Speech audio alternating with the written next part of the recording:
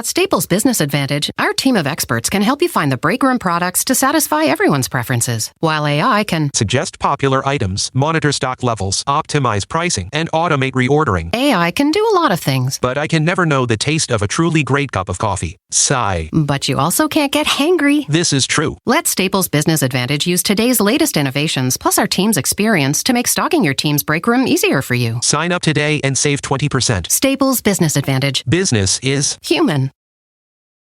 At Mayo Clinic in Florida, we're conquering the unconquerable. Using artificial intelligence and data, our experts can create a personalized gene roadmap just for you, customizing your cancer treatment, giving your body exactly what it needs to fight the disease. We're making more possible at Mayo Clinic, because every day we're doing what's never been done. Learn more at mayoclinic.org/possible. Mayo Clinic. You know where to go. For exclusive podcasts and more, sign up at patreon.com/partnersincrimemedia. I'm Rebecca Lavoie, and this is Crime Writers On.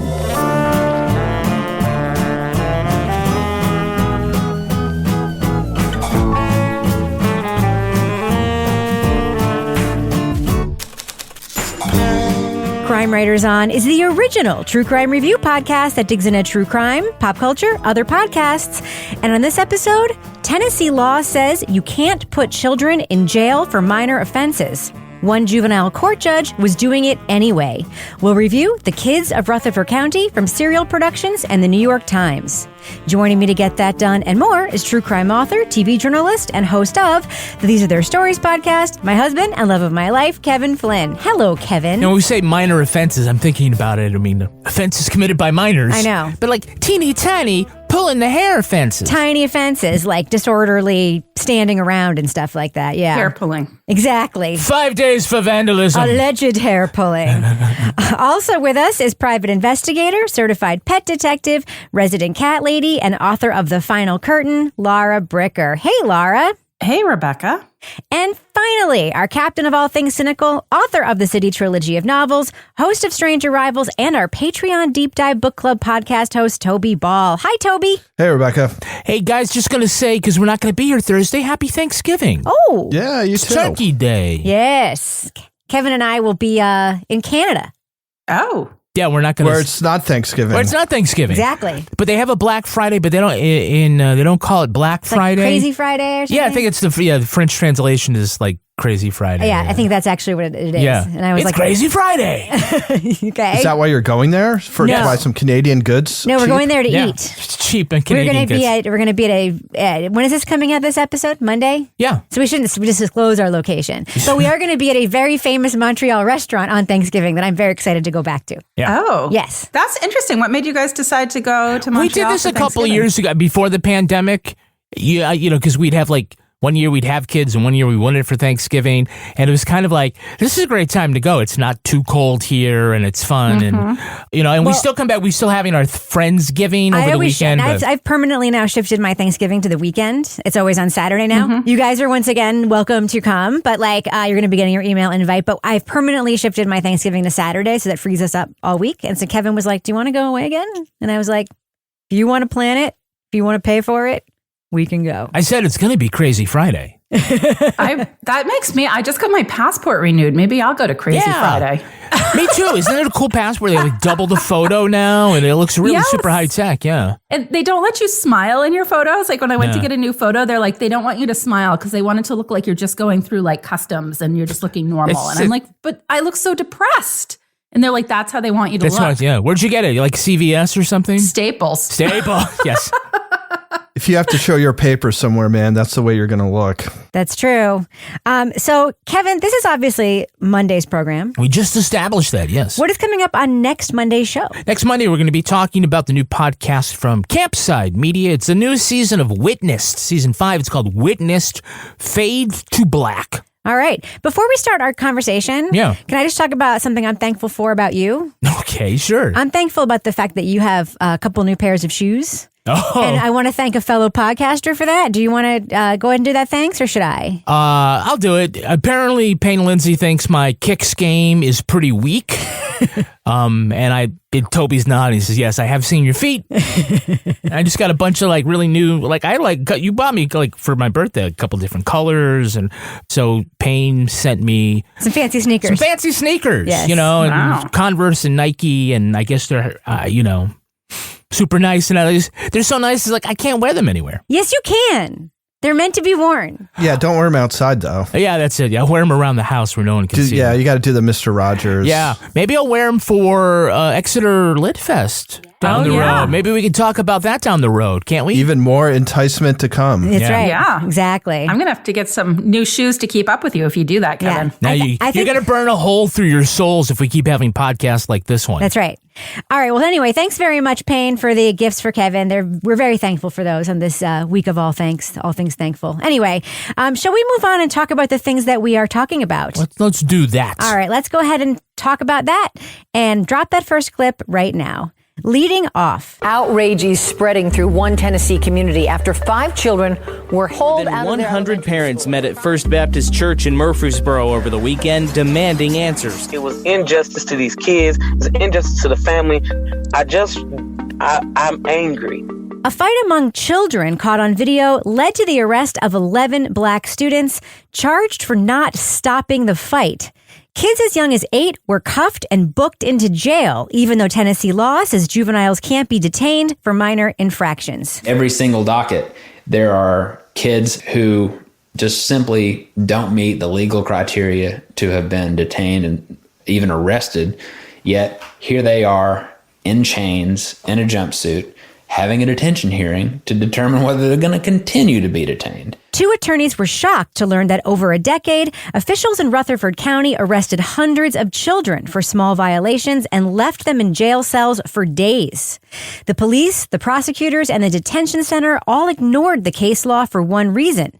The juvenile court judge told them to. It immediately, to me, appeared to be illegal and in excess of her jurisdiction, borderline criminal, because you're directing law enforcement officers to commit mass illegal arrests of children. Host Meribah Knight looks at a massive civil rights violation, reveals how it came to be, and follows the 2 juvenile delinquents-turned-lawyers who tried to do something about it. Spoiler alert, we are going to be talking about plot points from the Kids of Rutherford County. So if you want to remain spoiler-free, go to the estimated time code in our show notes for our thumbs up or thumbs down reviews. Now, first, a very big picture look at this podcast. Laura, how did it make you feel? This was absolutely rage-inducing for me. I haven't honestly felt such anger since I thought about Doug Evans. I mean, I think, you guys know me. I definitely have a trigger for injustice, but particularly in the criminal justice system. And here we have children who are being jailed through the juvenile court system in a way that you, right off the bat, this is going to be something that shouldn't be happening. There's going to be a character in here that you hate, and there is, who is responsible for this. And listening to the setup, just right off the bat of this fight with these kids that's on this video, like my justice hackles just were like, these children as young as 8 being put in jail because they didn't stop a fight. I'm like, this is kind of like normal, like schoolyard behavior. Like, it made me feel very angry, Rebecca, to give you a short, big picture answer. How'd you feel about the fact, Laura, that the things they were charged with weren't actually crimes? It's like they're just making things up, like not stopping a fight, which is not even a law. Yeah. I'm like, so, okay, what's the appropriate response in that situation? Okay, how about we bring the kids into the office at the school and talk to them and be like, hey, this is like how you should treat people and how you shouldn't treat people, and give them a little talking to, not send them to fucking jail. 8-year-old kids. And then as this gets going, we hear about alleged crimes of other children that are totally ridiculous, that are just like, I took my grandmother's Bluetooth speaker. I mean, stupid shit, like not stuff that I think rises to the level of wasting resources of the court system. Somebody pulling a girl's hair, using a blank check at the book fair, stealing a football jersey. Give somebody a timeout. Yeah, that's what I'm saying. Come to the office, timeout. You sit in the dunce corner for a while or whatever. One of my kids would have done life if these were actual crimes. I'm just saying, Kevin, so there is an incredible like cold open scene where this whole fight thing happens. And then we hear about the scene in the principal's office where both the principal and one of the cops actually tries to stop this from happening, right? One of the cops knows that it's wrong and like tries to make these phone calls to stop it. And the principal tries to intervene. And we hear her later in these depositions talking about it. We're going now. We're going now. There's no more talking. We're going now. And I said, but, you know, they said they weren't even there. And he said 3 times, really loud. And he had the handcuffs right in my face and he was screaming at me. But I was scared and I didn't want to go to jail. And so I backed off. Doesn't it, in some ways, I don't want to say make it worse because you can't make it worse. But it's like it still happens, even though people in real time know that it shouldn't be happening. And then like, the imagery of watching these kids get dragged away nonetheless and being pulled off school buses nonetheless is horrifying, right? Sure. I mean, I think this is what happens when you have like unchecked power and the ability to operate with impunity. And I guess we're kind of like going a little farther down the road from, you know, that incident. But, you know, it does nothing to the administration of justice to just follow the law as it's written and not detain the kids, or certainly not charge them with bullshit infractions. Now, you know, I mean, it seems like anecdotally, like sometimes the cops and the jail officials and the school officials were troubled by what they had to do because of what the judge said. But this is what happens when you can't afford to piss off the single judge whose court the whole system revolves around. You know, you can't afford to get on the bad side. And that's why even in court, like a lot of the defense attorneys would just kind of roll over on this kind of stuff, except for Wes and Mark, who have Laura Bricker genes in them and just want to, you know, try to set the world to right. Toby, what do you hear when you hear Judge Davenport? I mean, we hear some, obviously, tape of her. You know, we don't hear her in the courtroom, but we hear tape of her on a radio show talking about what she does in the courtroom. And her philosophy, which people seem to love because she keeps getting elected, and we hear the radio host commending her for, and callers to this talk show commending her for, is I will put somebody in jail, even if they're a child, if they're a danger to themselves or to the community. And they know if they break the law, there's going to be a consequence. And they're going to be detained, possibly. They're going to be held for a while, and they are going to be held accountable for their actions. And there is no more slap on the wrist. They're going to see some consequence. And I'd like to think that that's part of it, and that we will use our facility to detain children. Straight up, I hear dog whistle stuff when I hear that. What do you hear when you hear her talk about this? I mean, that's what I hear. I don't know if that's what everybody hears, but that's what I hear. Yeah. You know, I think similar to what Kevin was saying, this idea that you have one person who's got all this power, and then so you're kind of at the mercy of her conception of things, right? And she seems to, like, I kept thinking that maybe she had some mental picture of some idealized like late 1940s community where all the kids are walking around like acting like robots or something. I mean, it's a little hard to play some stickball. Exactly. Helping old ladies across the street and stuff. So, yeah, I mean, I think one thing, and maybe I'm getting ahead of this conversation a little bit, but I think one thing that this podcast doesn't really address very much is the fact that this Judge Donna Scott Davenport is, you know, she's a white woman in her, I would guess 50s or 60s based on looking at a picture of her. And they don't really talk about the racial makeup of these kids who she's supposedly disciplining. And I did, just because that was a question in my mind, I just did a quick Google search. It probably took me 2 minutes. And there were some headlines about how they felt that there were disparities between the way black and white kids were being treated. So to me, that's a weird failing of this podcast, is to not bring that up. Like, I don't think they mention the race of these kids even once, or do they? Yeah, at the end of episode 4, they talked about, the weird thing is that when Judge Davenport had this policy, that they noted that the racial mix of the kids somewhat mirrored the population, black to white. And then when this new judge comes in, the reform judge, there are so fewer detentions, but the great majority of them are black kids. Oh, it's interesting. But I will say that comes late, and there is imagery about black kids being arrested. There is dog whistle language.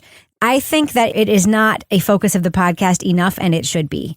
I don't know. Yeah. And I think you can look at numbers, right? And you can also look at who's getting sent to this like quote unquote solitary and given a cup and a Bible to hang out with for a few days. So it was just kind of weird. It seemed like maybe they like made some conscious decision. It's like, we don't want to make this all about race, but it seems as if based on sort of the totality of things that are reported on, that if it doesn't have big racial disparities, that in and of itself is newsworthy. So, yeah, I mean, I kind of felt like that was a strange omission. When we first started talking in that question sort of about the judge, right, who's an elected official. And so you're right, this image of this matronly figure providing the discipline that the public believes the parents aren't providing is somewhat appealing, but it's also racist and classist, but it endures, right? People think, oh, here comes the single mom in there, and she's never done anything with that kid, so thank goodness that judge is. And that's why, in part, why she gets elected. Also because she does these radio appearances, right? And she's like, oh, yeah, well, we're going to set these kids straight here. And that's how it is. And the thing about if the law says that if they're a danger to themselves or whatever, it reminds me of a cop saying, I was fearful for my life when I shot that person. That it's so broad and nebulous and so subjective that it's so easy to conjure up after the fact to insulate you from any responsibility. And so, it wasn't until she's held accountable in federal court that it just was too easy to say, no, this actually is what the case law is, and that person's dangerous, and put him in solitary confinement. What did you think of hearing Judge Davenport in her own words, Laura? Well, I think right off, she's the mother of the county. She wears her teal robes. She's got artwork from kids in the courtroom. She's got this whole shtick that she's doing, but then you hear her in her own voice. She believes that what she's doing is the right thing. I just got more triggered listening to that because it was just so clear that it was like no gray area in her world. It was black and white. There was no room to understand what the actual circumstances were with children. She was making broad judgments about their family, about their parents, about their situation. She was just also, doing her own interpretation of the law. But it was fascinating listening to her because she's like this folk hero figure in a way in this particular region where they keep reelecting her because people are like, well, good for her. And that contrast with the lawyers who are like reading the law and they're like, this isn't even the law. And literally not the law. Literally not the law. And she's just like, whatever, it's the law in my courtroom. And you're like, it was just fascinating to me because it was so wrong from that legal standpoint. But the fact that people were buying into it in such a way where she was also very telling in terms of, how this continued as long as it did. Well, I think that's what happens when, you don't have somebody acting as a check on another person, right? There's no one around to, tell me I can't do the business section right now. That's true. I mean, you can, but I'm just going to ignore you. Yeah. Because it's what I've done Kevin, all the other times. You can't do the business section right now. Okay, Rebecca. Off. No, I said it with love in my heart and a big wink. So in the business, and I beeped it out. And you beeped it out, terrible. Did you? Okay. Well, one of the things we can be thankful for is that we have a Patreon, and if you go to patreon.com/Partners in Crime Media, you can get great stuff like the Crime Writers on After Show. Interesting one we got coming up this week. Next week. Like we said, we're talking about witnessed fade to black. That story, there's a conspiracy theory at the center of that podcast. So Rebecca wanted to ask everybody about what conspiracy theories we believe. Maybe believe in a little bit. And then Toby's like, none. But if you believe in it, yes. But if you believe in it, then it's really not a conspiracy theory, right? Yes, it could still be. I also want to ask Laura Bricker about whether the people that she's seeing on the apps are bots. Or artificial intelligence, because that's her theory. Conspiracy. Yeah, love that. That is my conspiracy theory, but I think I'm onto something. Laura on the apps, man, I could talk about it all day. We have other great podcasts there, including Toby Ball's Deep Dive Book Club. Toby had a great discussion about the book called The Man Who Invented Motion Pictures, and he had a great panel of 4 super fans from Crime Writers on, and they fucking hated the book. And it was great. It was great. I feel like, Toby, that maybe the problem was that it was mismarketed as having a true crime aspect in addition to being maybe just a bad history story. It was at least mismarketed to me when I read the little thing about it. So I just want to make clear that one of the guests is Deb Schutica, who's been on a bunch of times. She's a professor at George Mason. And the other 3 were people who volunteered from the fabled, and this may be a conspiracy in and of itself, the Deep Dive Facebook page that some people know about and some people don't. I don't think Rebecca and I knew about it. I may have created it and didn't know about it. Yeah. So I'd read another book by this guy that was awesome, and so I don't want to discourage people from reading a Kim Jong-il production, which is actually a really good book by the same author. But this book ends up being like a pretty technical look at the invention of movies and all these sort of technical things that they had to overcome, and patent applications, and Thomas Edison being a dick. So if that sounds fascinating to you, you have found your book. But if that's not what you're looking for in a true crime book, there's a certain crowd that's going to love it, but it's not a very big crowd. Yeah. Yeah. And so if you want to hear the first 5 minutes, to get a 5-minute preview, you don't even have to belong to our Patreon, but head on over to patreon.com/partnersincrimemedia. You can listen to that. And if you join, you can hear other great podcasts like Laura Bricker's Leave It to Bricker podcast, where she solves mysteries to her in her quaint AF town of Exeter. You can hear Married with podcast, in which Rebecca and I dole out life advice to other folks. And remember, too, if you join us at the Let's Do What We Do level, you can get episodes of Crime Writers on early and ad-free. I also want to make a plug for our other podcast. It's called These Are Their Stories, the Law and Order podcast. And this week, we're talking with Wa Lino from the DocuSweeties podcast. Oh, she was great. And we're talking about an SVU episode where the victim happens to also be a sex worker, but also happens to be the world record pole vault champion, and everything is on the line for her. You see this woman here last night? Yeah, Barbie. Barbie? I'm guessing not her real name. She comes in a few times a month. Never seen her pay for a drink. Once. New from Mattel, Hot Mess Barbie. Comes with cab fare and a bottle of cranberry juice. Yes. Ew. All right, Kevin, before we end the business section, I have to ask the question. Yeah. Do we have any Patreon patron saints of the week this week? Our Patreon patron saints are Elizabeth Halpern and Lindsay Lombardo. Elizabeth. Bless you. Lindsay, I keep getting questions about how these people are picked. I got one on the Reddit AMA that I am doing in perpetuity, and the answer was Kevin picks them. Sometimes it's random, and sometimes it's someone who just joined. I was just feeling like when I was pulling names, particularly this week, I'm just like, there's just so many great people that have supported us forever and ever and ever. And it's like, I wish I could pick 30 people every week. Oh my God. Our favorite thing that happened, we were in Dallas, is that one of our very, very lovely and very loyal listeners, Sav Halley, approached us and said, how come I've never been a Patreon patron saint of the week, remember? Yeah. And then she said, and then I looked at my Patreon and realized I joined it under a fake name. Yeah. That's why I've never been a Patreon patron saint of the week. Yes. She's been real mad. Yeah, not like a name, but something like, you know, like a fake, like an online avatar. Oh man, farter fuddle or something like that. They were just like, okay, I'm like, man, farter fuddle. Well, no, not that, but it was something like it wasn't some screen name. It wasn't Jane Doe. No, it was like just a video game screen name type name or whatever. Yeah. Anyway, so someday, Sav, it will be you, maybe. If you ever change that Change your fucking name, yeah. All right, Kevin, does that end the business section? Thus ends the business section. I'm going to go ahead and fade that music out right now. Rebecca, you'll never guess who our next sponsor is. Hola, Fresco. No. Well, okay. I guessed it. HelloFresh. HelloFresh, yes, the holidays are right around the corner, and HelloFresh can help take the stress out of dinner by delivering everything you need to cook up tasty meals right at your door, saving you tons of time. I love that. You know how fresh the food is? Very. It's a lot fresher than the ad copy they send us. Oh, So what can I say? I like fresh food. I like fresh food, too. I like fresh food, too, that comes, Kevin, in an amazing packaging that's easy and compact. All the ingredients for a meal come in one very handy paper bag, making it super easy.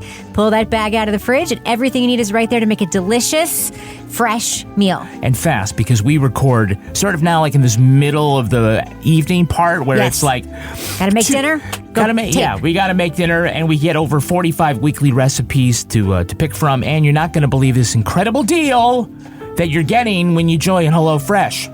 Go to HelloFresh.com/crime-free. Crime-free. And use code crime-free. Crime-free. Get this, for free breakfast for life. For life. That's one breakfast item per box while your subscription is active. Mm-hmm. That's free breakfast for life. For life. At HelloFresh.com/crime-free. Crime-free. With code crime-free. HelloFresh, America's #1 meal kit.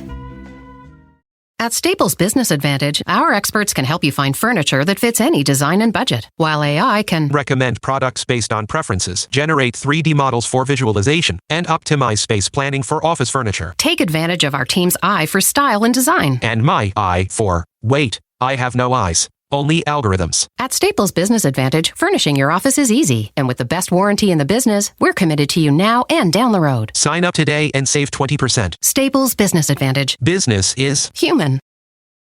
Do you ever meet someone who seems kind of off? Whether it's a creepy neighbor or random phone number that keeps calling you, Truthfinder has you covered. You can search for people by name, address, phone number, email, and more. Truthfinder can be especially helpful for running confidential background checks on anyone you're planning to meet from online dating apps. Go to truthfinder.com/podcasts for a special offer. That's truthfinder.com/podcasts to access your special offer today. So, Toby, it looked like before Kevin made that transition to the business section. Hijack the show. You were about to say something. What was that? Do you remember? I was just going to say that I think there is a part of the media that really promotes these views about youth gone wild and the decaying of morals and all this stuff, which I think makes things like Judge Davenport's efforts seem less egregious, I guess, in that it seems like she's addressing a real problem, which I don't actually think exists. But I think if you are consuming stuff from a certain corner of the media, that probably does make more sense to you. And, you know, I don't know what the listening/watching habits of Rutherford County, Tennessee are, but my guess is that has something to do with it. You think? It's a possibility. Yeah, I was actually thinking the same thing, that, you know, it certainly is and has been in recent years a theme of certain kinds of media to sort of characterize young people and certainly young people of color as, you know, ruining our communities. I mean, that has definitely been a theme, and that's a theme people get elected on. That's a theme that becomes a center of campaign commercials. That becomes the theme of political talking points. You see it over and over and over again, and it's racist, and it's a dog whistle, and it very likely is, you know, something that is saturating the media in that particular part of the South. All right, Laura, what do you think about Wes Clark? Here we hear about this lawyer who, when he first enters Davenport's courtroom, is young, idealistic, and truly believes that if he just tells Judge Davenport, hey, this is illegal, she might actually stop what she's doing. Oh, yeah. No, so I love, you know me, I love a good defense lawyer. And here's Wes. He's just out of law school. He's 25. He's also got a difficult past of his own that he's overcome. You know, he's had a drug issue since he was a teenager. And, you know, he had a DWI at one point. So he was like, okay, I'm not going to be getting into fancy pants law firm right off the bat. And someone says, oh, well, you should go to juvie court. And he goes in, he gets appointed cases and has his first client. He meets as like a tiny little girl. And he's like, wow, this is a little kid that is being held in a facility. It definitely stuck with me that like, the statute is pretty clear about when you can detain a kid, and here's the kid being detained anyway. From there, he's all excited when he realizes that the way that Judge Davenport is holding children is totally illegal. He's so excited. He goes in, he cites the law, which is the law, in fact, and she's just like, whatever. And the other attorneys, when he's like, oh my God, can you believe this? They're just like, yeah, whatever. So it's like everybody has essentially at that point given up in that juvenile court system. But what I love is that Wes perseveres. He then connects with Mark, who is another attorney, and they basically, are like, we're going to form our own firm. And then they have their like ill-fated, like, we're going to be like personal injury lawyers and make money so we can fight the man on the other causes. And I don't know, they had somebody who had like a leg amputated. They thought they had a big case and they're like, yeah, his leg was going to be chopped off anyway. So tough luck. But I love the fact that we have, it's like somebody that you can get behind as a character in this story. For me, somebody that I could relate to and get behind, that I'm really rooting for in their effort to make the system fair and actually make the system function the way that it should be functioning. I will say, I think this podcast has some flaws, which I'll talk about in a minute. But one of the things I liked about it was its transparency about Wes getting into this in part for the money. Because that's what lawyers do. I mean, lawyers, they take cases and they want to do class action cases in large part because they usually get like 30% of the settlement or 30% of the class action money. And they did see a big opportunity here. And that's why they were able to get that other class action lawyer and the Bradley Cooper dude, because he then also saw the potential for earning money. And Wes certainly was idealistic. Wes certainly was right. Wes certainly had his head and heart in the right place. Certainly was trouble too, and they didn't sugarcoat that. Correct. But also, I liked it that they revealed the business side of the law, and I think that was fair, and I think that was just like decent journalism there. Kevin, what did you think about this legal partnership?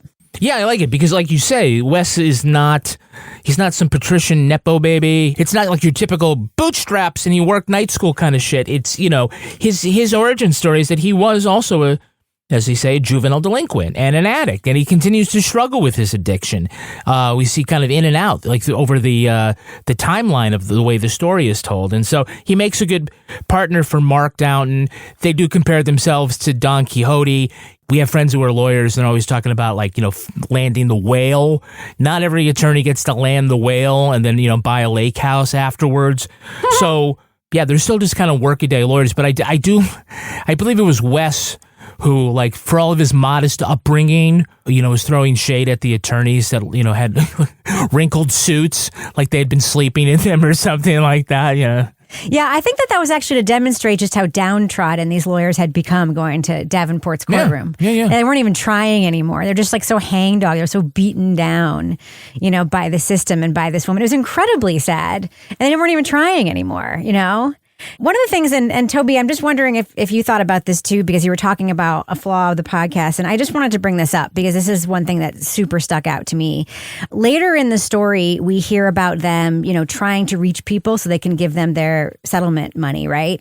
And then we hear about this failed attempt, to give this one person the $48,000 that they would have received. We hear about all these people who, got a little bit of money, $10,000, $14,000, $16,000, whatever.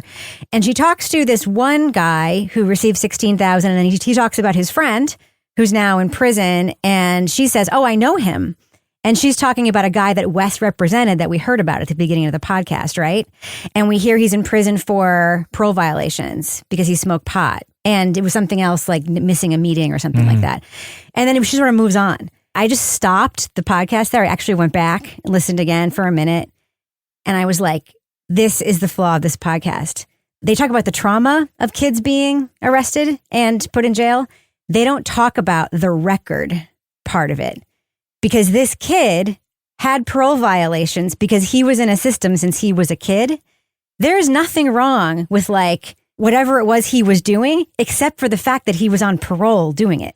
You can drink when you're a citizen. You just can't drink when you're on parole. And if you roll back a person's life and they're in the system since they're a child, that marks you for life. And I just don't feel like the podcast talked about that. Like they talked about the trauma, but not what it means to be a kid, especially a Black kid who's put in the system as a child, and how that follows them for their entire life and changes the course of their life in terms of, the chance that they're going to be incarcerated again in the future because of some stupid fucking thing that actually isn't even illegal if you haven't been incarcerated before. I mean, I think there's a spectrum of outcomes, right? And they didn't look into any of them. I think another question would be, are they graduating? Do kids who are incarcerated like that, do they graduate at the same rates as their peers? She doesn't ask the obvious question, which is, was that parole thing at all related to this initial arrest? Doing a little digging. What is the sort of life course of kids after this initial interaction with the system. It doesn't seem like it would be that difficult to do. I mean, it would probably take some hours, but it's not, it's like a, kind of brute forcing it. It's a modest podcast. I mean, let's be honest. It's really about this woman judge and sort of the damage she did. It's much less about the actual kids other than as examples of things that she oversaw that were examples of injustice or just like a whole system of injustice. I think that's just kind of the way the whole podcast is, right? I mean, the kids are examples, but the real sort of antagonists and protagonists are people involved in the justice system, whether it's these lawyers who are suing or it's, the judge, the woman who runs the Rutherford Juvenile Detention Center, and like these other freaking adults you hear talking in ways that are more or less clueless about what's actually going on. Right. Well, piggybacking what you were saying, Toby, about like, where are the kids now and like, how did this affect them? I think one part in the podcast that kind of brought that out a little bit for me was when the lawyers get this settlement and then they're out trying to find these former juvenile clients who are now older and not able to find them. And they are seeing where some of them landed or didn't land. And it was not easy to find those people. And it sounded like a lot of them were still involved with the legal system when they were out trying to find those people. At that one point when they had the big one that was going to have, what was it, like the big payout, the person that had like the most. Yeah, the $48,000. Yeah. And they weren't able to find that person or whatever. It's just that kind of dipped the toe into that part that you were talking about, but not to the level that would have been as kind of illuminating about really how that early interaction with incarceration translated to them being able to move past that and live their lives. And I think there is definitely research about, this is not the approach to take with kids. I mean, there, support and compassion typically have a much more positive, lasting impact on kids than just this like punitive, we're going to punish you and stick you in jail. Yeah. Well, there's like this whole like school to prison pipeline thing, and they're just kind of skipping the school and just sending them straight to prison, right? Right. It's right. You'll never pull another girl's hair again after this experience. Right. I mean, I think what you're both saying essentially is this is not a quote victim-centric podcast. This is a system-centric, and most of the main characters are sort of the white people in power here: the judge, the lawyer, the lady at the detention center, and the real victims are their names on a page. We hear quick voices and phone calls. We hear consequences, but not the people. I want to talk about one other thing before we wrap up, a thing that we don't typically talk about that much because it's kind of like a thing that I don't like talking about, and that's the delivery style of this podcast. So I'll go first because I'm usually the person who like bans it the most. This is the third, I believe, short form podcast we've heard from Serial Productions in the last year or so. We heard The Retrievals, Coldest Case in Laramie, and this, right? Yeah. There is what I happen to like truly believe and know is a holdover delivery style from Serial that came from the This American Life sort of radio making laboratory that demands the world's flattest narration style. It's the type of fight that barely seems worth posting online. But that happened anyway. And soon the videos started to make the rounds, spreading from the kids to teachers and eventually to one police officer. I know this is the case because I've talked to producers who used to work there. I've seen the narration direction myself. Flatter, flatter, flatter is sort of the way it's supposed to be. I don't know why. I don't know if it's supposed to make the tape sing. I don't know if they think that's replicating the casualness of voices, but I find it incredibly distracting at this point. I find it affected, and I actually think it takes away from a story like this. And I was so thrilled to see that two of you made notes specifically along those lines. Laura, you were one of those two people, right? Yeah, well, I wasn't. I was like, oh, we don't say things about people's voices. This isn't voice, it's performance. And it's delivery style. And then I saw Toby's note and I was like, oh, I'm glad Toby made that note too. I think what it was, it's just the style, affected. It just sounds like we're trying to be super intelligent, enlightened, affected hosts in a way that to me can be off-putting. And that maybe that was too blunt, but it's off-putting to me. Well, it's what Brian Reed sounded like in his podcast. Mm-hmm. I mean, it is it works some places. I'm kind of over it, I guess, is what I'm trying to say. Yeah, I mean, I think their argument would be, well, 20 years of This American Life can't be wrong. And, in some places, yeah, that works. I get that they keep, flatter. No, do it, less emotion.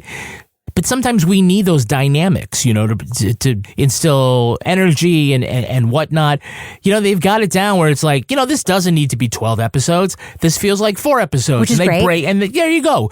You're servicing the story that way. I don't think that kind of direction services either the host or the podcast very well. Yeah, I mean, I think if you're going to have like this super, super flat delivery, and I can't remember if everybody has this thing, but there was this tick where like the last, I don't know if it's the last syllable or last word, like goes down like half an octave or something. It's really distracting.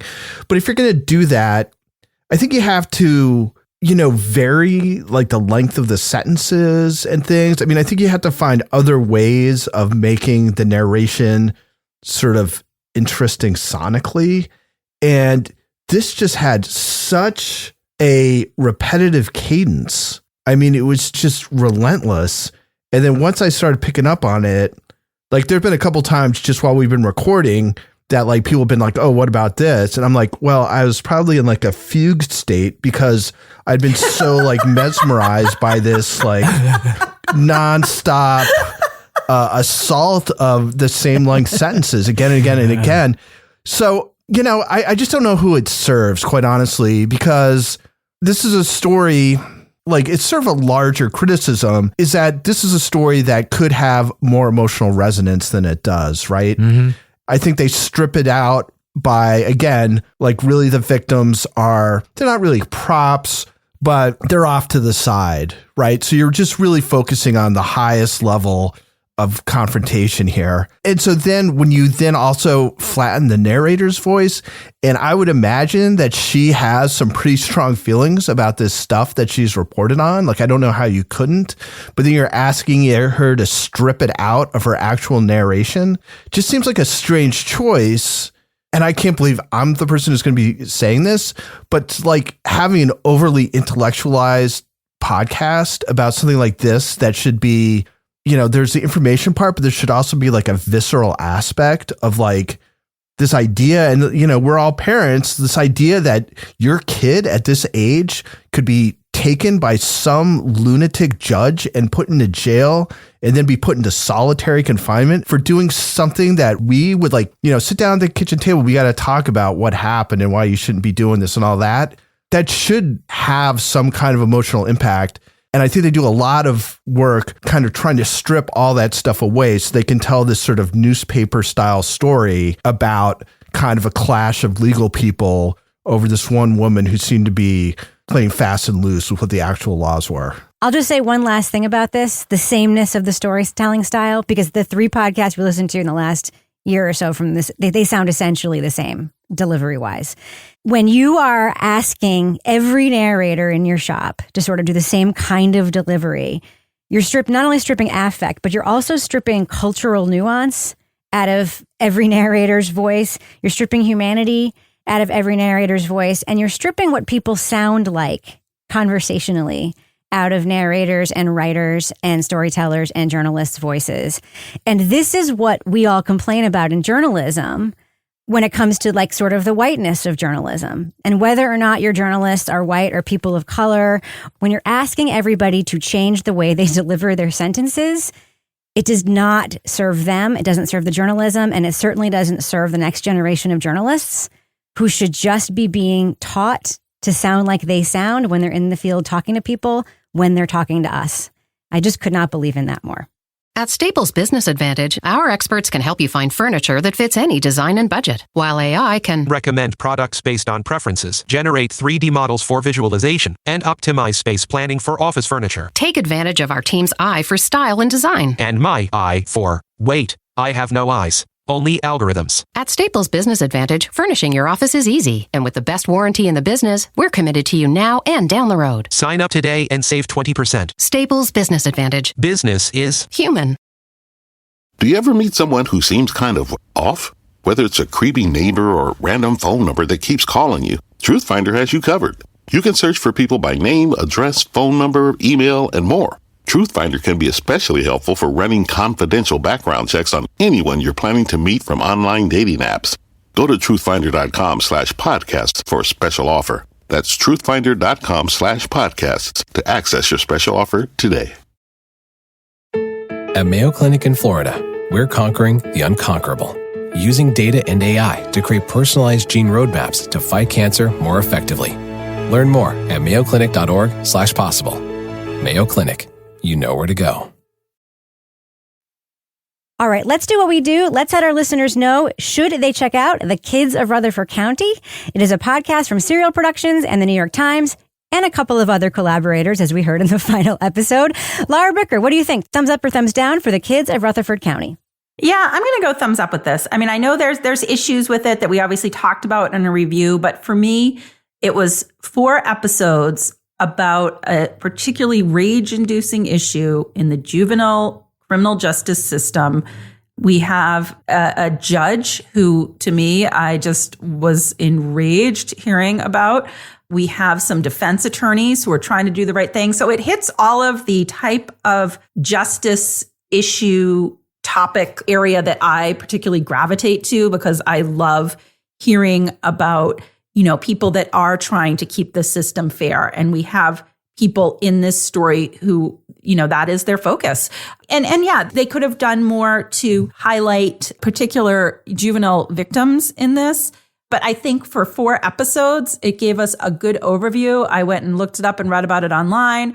I mean, I have my fuck Doug Evans needlepoint. Now maybe this holiday season, I will get the fuck Judge Davenport needlepoint. So thumbs up if you like to stay abreast of justice issues around the country and how they're being handled. Toby Ball, what do you think? Thumbs up or thumbs down for The Kids of Rutherford County? Yeah, I guess I'm a thumbs up. You got to kind of, give a thumbs up or thumbs down to what's there, not what's not there. I mean, it's not in format anyway, like the Daily, but it feels like it's sort of that kind of treatment, in that it's sort of like the news, and it's like what's going on with like sort of the highest level of this news story without really wading into sort of side issues and stuff.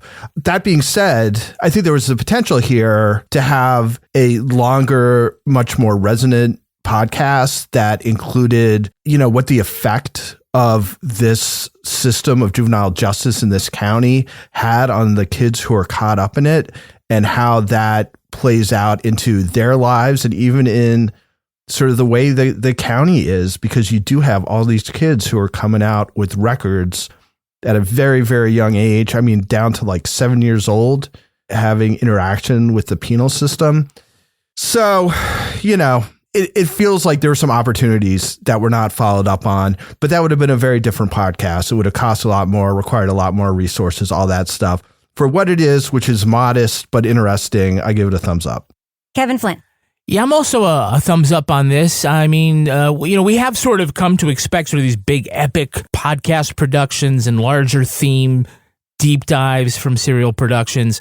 But, I think it's fine. The last couple of podcasts, Toby used the term modest. I kind of like that. I feel more like instead of swinging for the fences, they're swinging for base hits and trying to hit for average. And that's fine. And I thought that this was a good podcast, and again, 4 episodes, perfect length for what it dives into. It's also a podcast, I guess we would call it a noun story and not a verb story. It's looking back and telling you about primarily what has already happened. There is some sort of action about, present day, a couple of developments, and the host goes along for that. But for what it is, I enjoyed it, and I thought it came up with a great topic, and it did, tickle my justice hackles as well. I always kind of hope that these things stand as a cautionary tale for injustices that could very easily happen elsewhere. Unfortunately, I just don't think that any great podcast is going to change the world. So anyway, that's just my way of saying, yeah, I guess I'm a thumbs up. Yeah, this is really hard. I'm a thumbs up, but I feel like I'm going to be having conversations with people later telling them I didn't like this show. So do something else. I'm doing thumb sideways. I got to do it. I'm sorry. I know that I'm grading on a curve here because this is not a bad podcast. I just know that I'm going to be thinking about this more and thinking about it more later about the things I didn't like about it. So I'm thinking of future Rebecca right now and giving this a thumb sideways. I just feel like this team could do better with what it had here. And I'm just going to point to one thing, which is not particularly a spoiler. It's style. We had studio and in-person tape of everybody in this show. And we had phone tape with the victims of this story, montages of phone tape. And that did not escape my notice, that these are the most important people in the story. And they were clips and montages of phone tape. And I was like, why aren't we talking to these people in person? We talked to everybody else in person, except for the people most affected by this systemic thing we're talking about. And I just think that just points to sort of the major flaw of this. I couldn't stop thinking about it as I was listening to the rest of the podcast. And then I sort of rewound back and thought of the other sort of storytelling issues I had with it. This is a great, great story. And so for that reason, I was like, oh, thumbs up. But then I think about all the reasons, all the things that is missing and all the things that with this team should know better to do. And I got to go thumb sideways. I'm sorry. Because I know the people who worked on this are really smart and good, but like, I got to go thumb sideways. Now it's time for my favorite part of the podcast, a little something I like to call the crime of the week. It's called the crime of the week. A woman on TikTok made a startling confession. She was, quote, today years old when she learned that Alaska was not an island. Sabrina Abre admitted to being a grown-ass woman who spent her whole life thinking the land of the midnight sun was actually an island floating in the Pacific Ocean. The reason? In every map of the U.S. she studied, the 49th state was displayed in an inset next to the lower 48. To properly place Alaska next to that filthy landmass of the Yukon and British Columbia, you'd need a special kind of map, you know, a globe. Yeah. It's not an island, but Alaska is the largest peninsula in the Western Hemisphere. And if you want your mind totally blown, because it stretches into the Eastern Hemisphere, it's both the westernmost and the easternmost state in the country. Aubrey took to social media to profess her ignorance, only to learn she wasn't alone. Other American grown-ups confess they, too, are just learning Alaska lies in the extreme northwest of the continent and not in a tiny magic box hovering over Baja California. Yeah, thanks, Obama. Panel, geography is hard.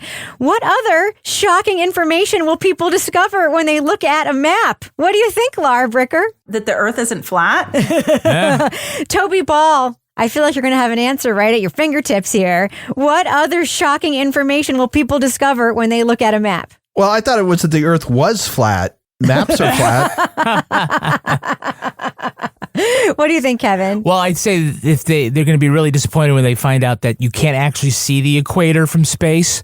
There isn't actually a big black ring around the center of the globe. Huh. Oh, there is. Really? No, there isn't, Toby. You know what I think it is? Toby's going to argue with me about the equator.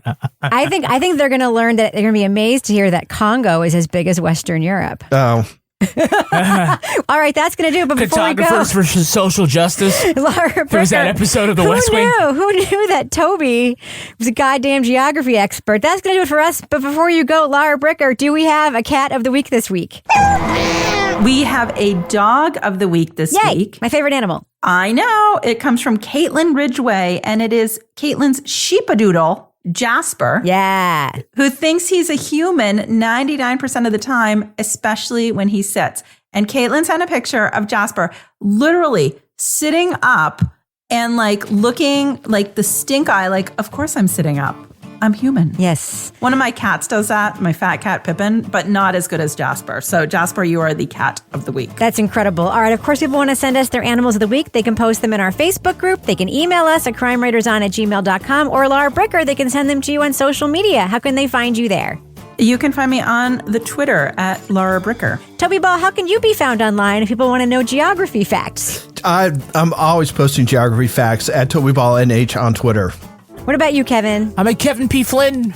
I am at Reb Lavoie everywhere, Twitter, Instagram, all the platforms, but I mostly just tweet and do Instagram. Truth Social. You can also follow the show on Twitter and everywhere at Crime Writers On, Instagram, YouTube, everywhere. And I encourage you to join our amazing community in our official Crime Writers On Facebook discussion group. It really is rad, and we're letting lots of people in every day. Just go to our regular Facebook page. There's a pinned post there on joining the group. Get episodes early and ad-free at patreon.com/ patreon.com/partnersincrimemedia. You'll also get all the other shows we make back there. You heard about them in the business section. Our theme song was composed and performed by Ty Gibbons. Our line editor is the terrific Livy Burdett. The executive producer of this program is Kevin Flynn. This show was recorded in the Treehouse Yoga Studio above the Mockingbird Cafe in Bay St. Louis, Mississippi studio, otherwise known as Studio C, the closet in our New Hampshire basement where Kevin also gets sent to timeout when he's a bad boy. I'm a bad boy. On behalf of all the crime writers, thanks so much for listening. We will catch you later. I had a late breakfast and then I was like, well, I need a little snack. And I stupidly went over to, which is like, I always forget how excruciating that place is. It's like they have to like go fucking milk a yak out back for you to get your food. Like, it's so fucking slow. And I'm like, I just want like the little snack box. Like, how hard is it to throw some fucking carrot sticks in a box? And I'm like, hi, I'm looking for my snack box. They're like, yeah, we'll get to it.